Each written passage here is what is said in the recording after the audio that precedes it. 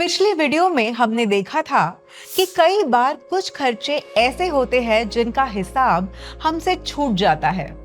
इसी वजह से हम सही दाम नहीं लगा पाते और पूरा मुनाफा भी नहीं कमा पाते। जब उत्पाद या सेवा की मांग बढ़ने लगे और ग्राहक भी ज्यादा आने लगे, तो दाम पर दोबारा सोचना जरूरी हो जाता है। लेकिन ये फैसला सोच समझ कर लेना चाहिए।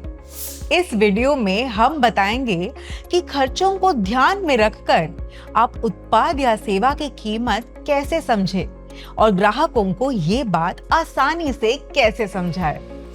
पहला, सबसे पहले ये समझना जरूरी है कि अगर आपका दाम दूसरों से ज्यादा है तो इसका मतलब ये नहीं कि ग्राहक आपको छोड़कर सस्ती दुकान पर ही चला जाएगा। दाम के अलावा भी बहुत सी बातें होती है जिन पर आप मुकाबला कर सकते हैं, जैसे बेहतर पैकेजिंग, अच्छी क्वालिटी, काम की सफाई, भरोसा और ग्राहक तक सामान या सेवा का आसान पहुंचना। जैसे मान लीजिए पड़ोस की दीदी अचार 90 रुपए में बेचती है और आप 100 रुपए में, लेकिन आप ग्लास बॉटल का इस्तेमाल करती है, साफ लेबल लगाती है, अच्छी सामग्री का इस्तेमाल करती है और घर तक डिलीवरी भी देती है। ऐसे में कई ग्राहक वो एक्स्ट्रा 10 रुपए देने को तैयार हो जाते हैं, क्योंकि उनके लिए ये सिर्फ दाम नहीं बल्कि पूरी कीमत होती है जो उन्हें मिल रही होती है। दूसरा, अब जब आप अपने उत्पाद या सेवा की कीमत समझ चुकी है तो उसे ग्राहक को बताना भी उतना ही जरूरी है, क्योंकि हर दुकान पर कोई ना कोई जरूर कहता है कि ये महंगा है। ऐसे वक्त पर दाम कम करने के बजाय ग्राहक को शांत तरीके से ये समझाना चाहिए कि दाम ज्यादा क्यों है और उसके बदले उन्हें क्या बेहतर मिल रहा है, जैसे अच्छे क्वालिटी का सामान, लंबी चलने वाली सेवा या ज्यादा अच्छा असर।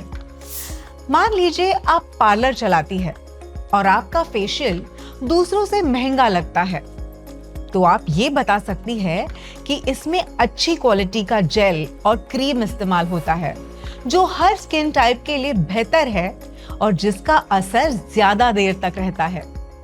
इससे ग्राहक बिना ज्यादा सवाल किए दाम देने को तैयार हो जाता है।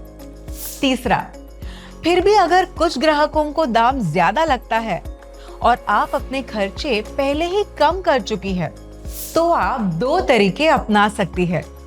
या तो ज्यादा मात्रा में बेचने का ऑप्शन रखें ताकि क्वांटिटी से मुनाफा हो, या फिर छोटी मात्रा के पैकेट बनाइए जिससे कम दाम में लोग खरीद पाए। जैसे मैगी का छोटा पैकेट जो ज्यादा बिकता है क्योंकि वो बजट में होता है।